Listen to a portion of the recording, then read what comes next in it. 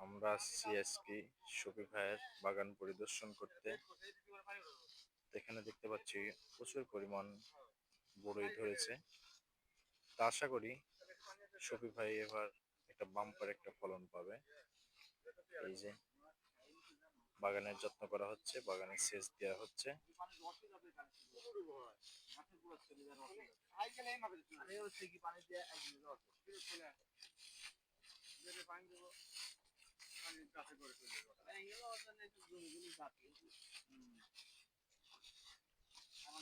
শফি ভাই একটু তাকান।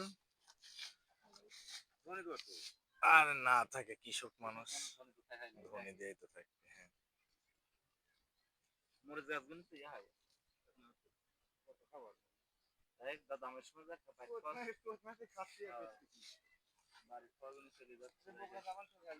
আমাদের মামা আসছে মূল পরিদর্শক হিসাবে।